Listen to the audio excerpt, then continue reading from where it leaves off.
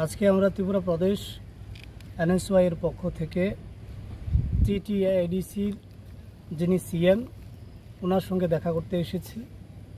ইতিমধ্যেই আপনারা দেখেছেন পত্রপত্রিকায় ছাপানো হয়েছে, বেরিয়েছে যে রাজ্য সরকার তার তুগলুকি সিদ্ধান্তের মধ্য দিয়ে টিটিএডিসির প্রায় 247টি স্কুল বন্ধ করে দেওয়ার সিদ্ধান্ত নিয়েছে।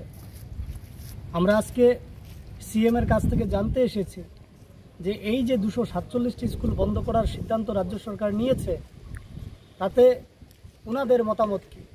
ওনারা বলেছেন যে এই সিদ্ধান্তে ওনারা সহমত নন, আর রাজ্য সরকার স্কুলগুলোর মধ্যে ছাত্র সংখ্যায় কম এই অজুহাতে স্কুলগুলো বন্ধ করার চেষ্টা করছে।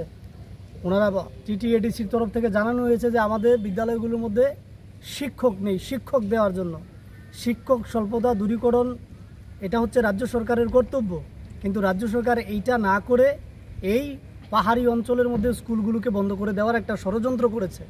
এই ষড়যন্ত্রের মূল উদ্দেশ্য হচ্ছে যেন এই পাহাড়ি অঞ্চলের ছেলেমেয়েরা প্রাইভেট স্কুলগুলোর মধ্যে ভর্তি হয় আর রাজ্য সরকার যেন তাদের বিদ্যা ব্যবসাটা ভালো করে করতে পারে, এটা এক। তারপর আমরা আরেকটা বিষয় ওনার কাছ থেকে জানতে চেয়েছি। আমরা দেখেছি যে কৃষ্ণপুর বিধানসভার মধ্যে একটা স্কুল হওয়ার কথা ছিল, যে স্কুলটার নাম ছিল যে একলব্য মডেল রেসিডেন্সিয়াল স্কুল। সেটা ছিল 480 আসন নিয়ে একটা স্কুল হওয়ার কথা ছিল। সেখানে ফাউন্ডেশন স্টোন লেট ডাউন করা হয়েছে, কিন্তু স্কুলের কাজ এখনও শুরু হয়নি। 2023 সালে সেই ফাউন্ডেশন স্টোন স্থাপন করা হয়েছিল।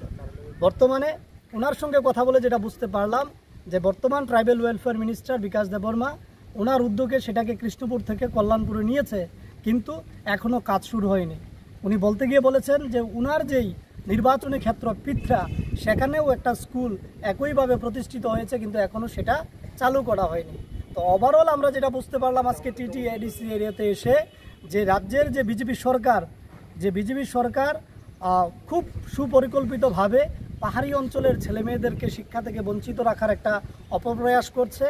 আর এডিসির তরফ থেকে তারা শরিক দল হওয়ার সত্ত্বেও রাজ্য বিজেপি একনায়তন্ত্রভাবে টিটিএডিসি পরিচালনা করার চেষ্টা করছে। এবং উনি বলেছেন যে মাত্র 35 লক্ষ টাকা বছরে দেওয়া হয় 1632টা স্কুলের দেখাশোনা করার জন্য, অর্থাৎ মেনটেনেন্স করার জন্য।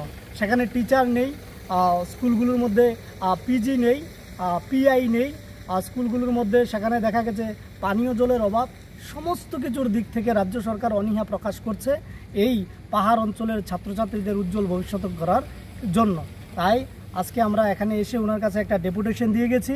আমরা এখানে এসে ওনার কাছে যে ডেপুটেশনটা দিয়েছি, ওনার কাছে আমরা দাবি করেছি যেন উনি being the chief of the TTADC authority, উনি যেন এই বিষয়টা ভালোভাবে লক্ষ্য করেন, দেখেন, এবং রাজ্য সরকারের যে হঠকরি সিদ্ধান্ত 247টা স্কুল বন্ধ করে দেওয়ার, তার বিরোধিতা যাতে উনি সিএম হিসাবে, অর্থাৎ এডিসির সিএম হিসাবে উনি যেন তার বিরোধিতা করেন এবং এই 247টা স্কুলকে রক্ষা করেন। পাশাপাশি এই 247টা স্কুলে যে সমস্ত ছাত্রছাত্রীরা সরকারি খরচায় পড়াশোনা করছে তাদের ভবিষ্যৎকে যেন সুরক্ষিত রাখেন, এই আবেদন নিয়েই আজকে আমরা এডিসির সিএমের সঙ্গে দেখা করতে এসেছি। ধন্যবাদ।